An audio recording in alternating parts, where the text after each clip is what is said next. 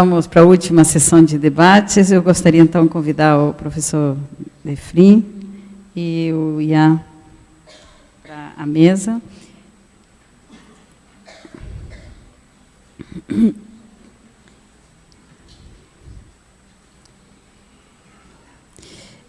Lembrando, essa aqui é a nossa última sessão de debate. Na verdade,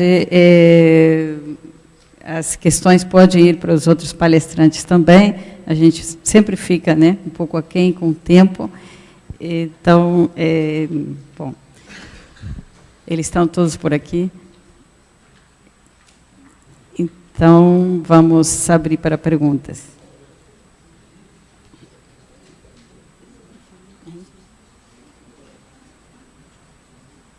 Questions?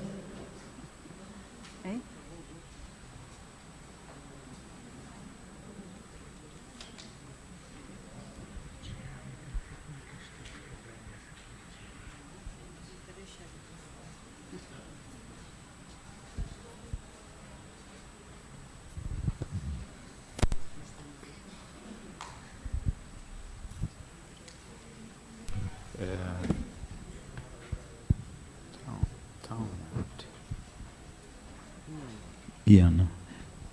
Okay, I can ask my question. Okay, it's to Ian, please.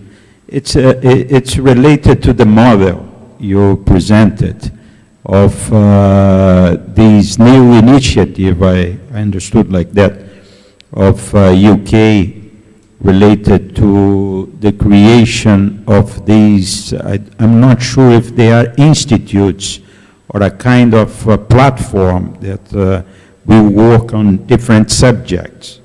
I can remember one is renewable energy, ocean energy, there are other ones. Could you comment about how this initiative appear and how it is supported by the government?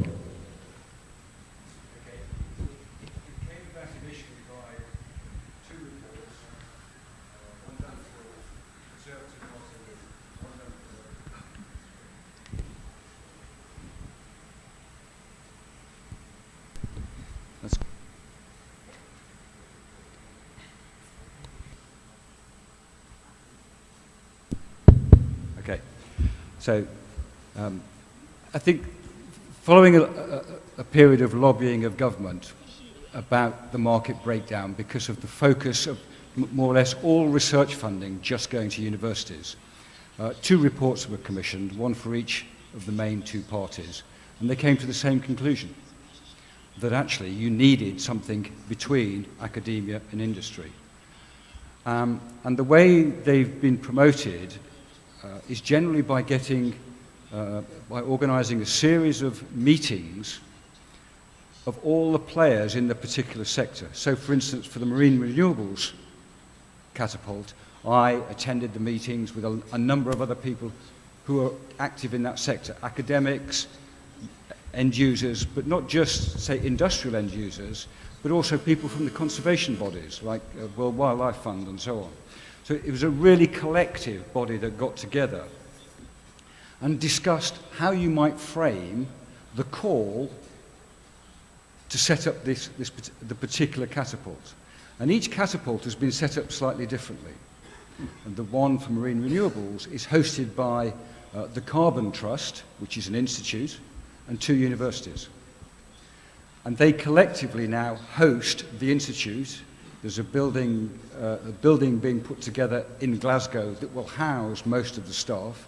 So it is bricks and mortar as well. But a primary role of that institute now is to ensure that it draws in the academics from all the relevant universities working on marine renewables and engages with industry. Because 50% of its funding will have to come from industry. So it's kind of got a real driver to engage with industry properly. Does that answer your question? Yeah.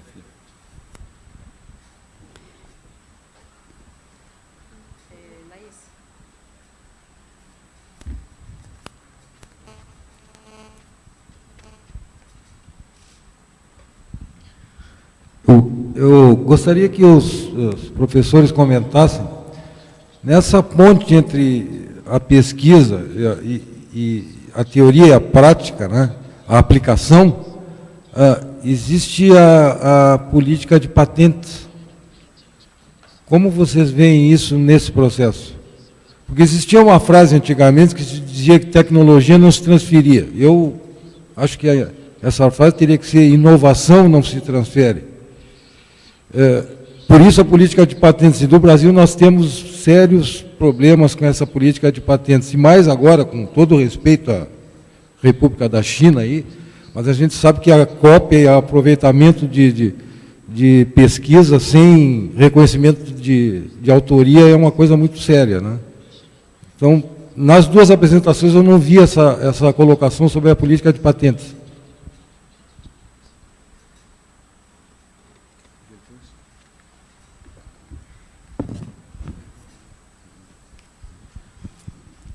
Well, maybe I have a rather extreme standpoint about patents. Forget about them. In our world, with all these one-off projects, patents are of no use and a waste of time.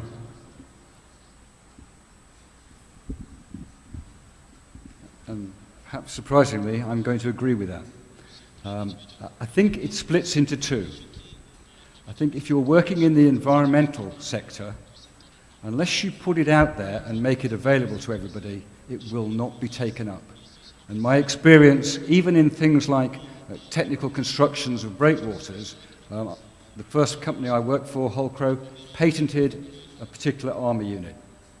All that happened is every other civil engineering company developed a different one. So your patent was completely useless except on the construction jobs that you actually worked on. Similarly, I've worked on technologies myself where in order to get it used by either government or industry, we've had to explicitly make it publicly available. So I think in our specific sector, where we're talking about things that are not concrete items, then you've got to simply make it available. And Hube's slide about open source databases, open source software is now, it's almost standard practice in Europe. I think there's a different position when you come to technology.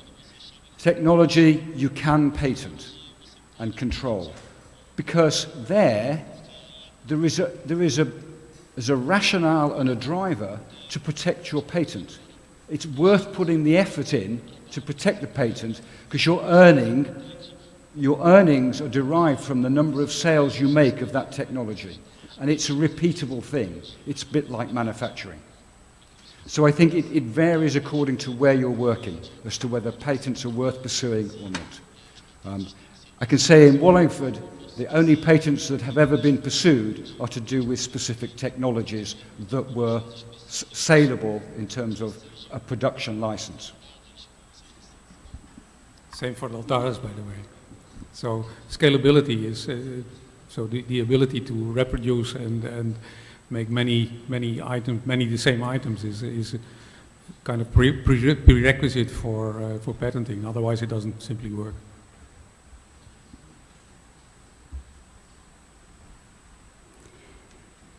Yeah, I like to make a question that is not my question, but is a question that I heard about IMPO many times already. That is, well, we have not too much money for research and development in Brazil, so is not an institute like this going to drain this resource, going to somewhere else instead of the universities or the institutes that are now taking this money?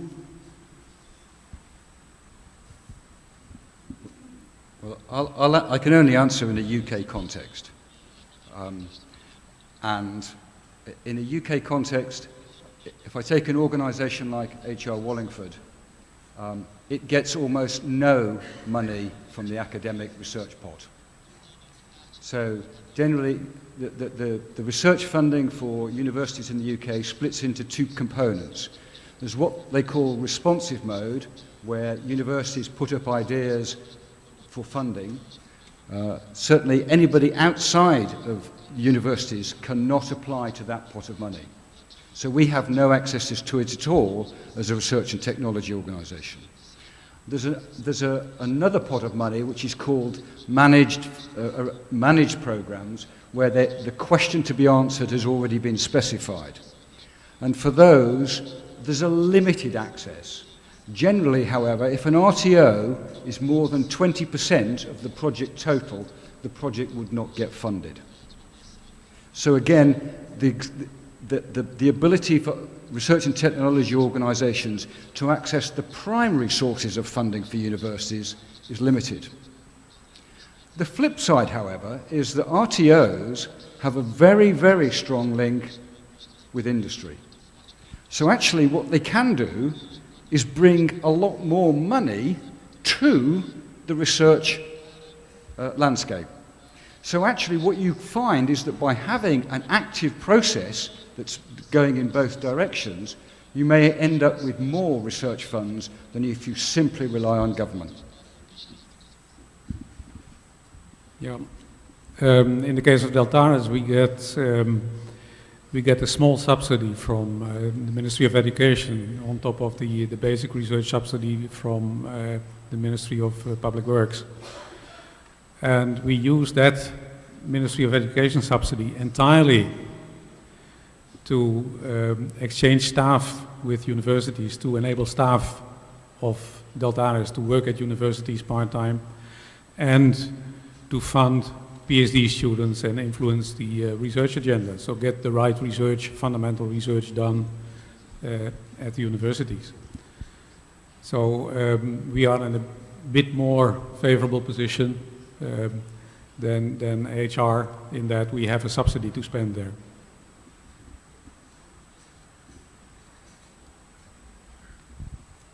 May I add one small thing to that? Maybe Ian already mentioned that, but because of the fact that these institutes, these independent institutes like HR and Deltares, are so closely linked to the industry, they set the research agenda as well. And so that they can bring money from the industry to the universities. And without institutes like HR Wallingford and Deltares, that will never happen. So I think there is much more positive side for these institutes than that there is a negative side. And I can add to that the perception of the universities, the appreciation of the universities in our country is very, very positive.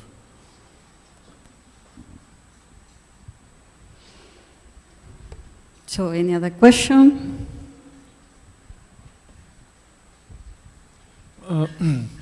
My question regards research at universities versus research in research institutes. How does that work in Europe? Because here in Brazil, we don't have many research institutes. Isn't that right, Susanna? So almost all the research is done at the universities. How the efficiency of different solutions go? That's the question.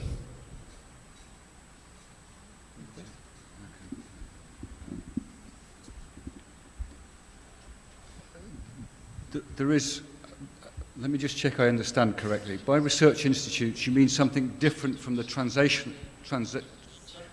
separate from the intermediate sector. Okay.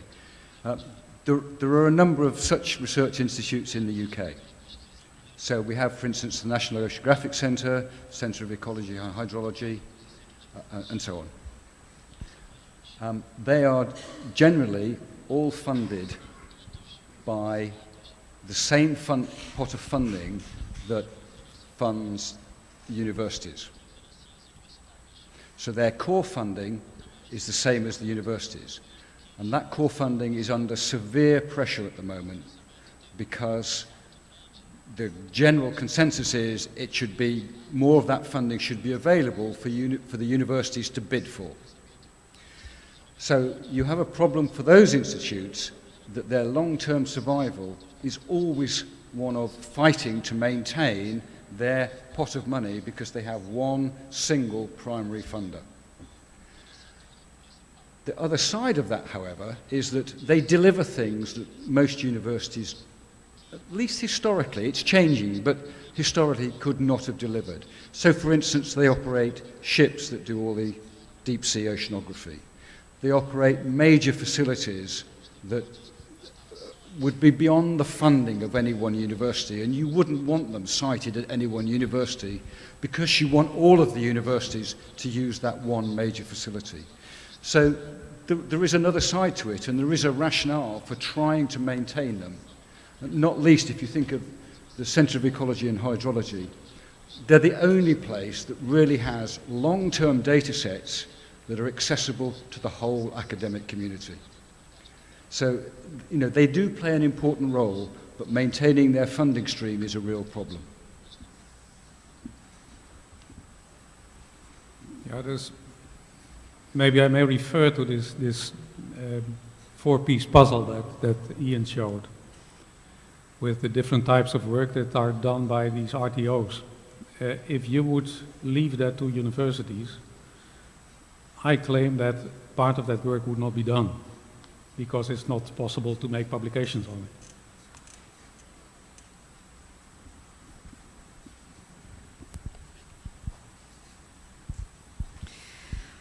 Good afternoon. Well, my question is for both of you.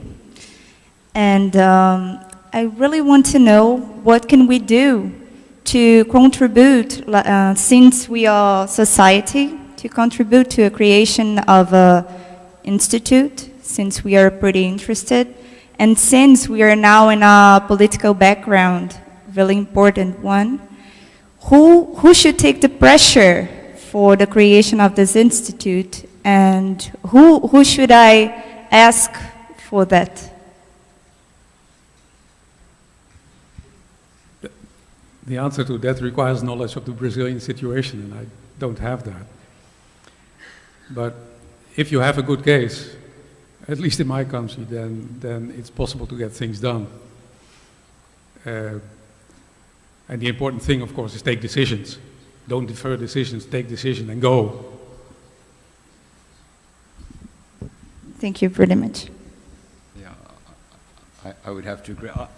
I don't know enough about Brazilian institutional structure to really comment meaningfully. But I think there's an important message from some of Harp de Vrien's slides, which was about having a very clear focus of what you want to achieve. Because if you want to communicate this, what you want to do, with government and with decision makers, you need to define the boundaries of what you want to do very clearly, because then the message is clear and it's much easier for them to make a decision on that basis.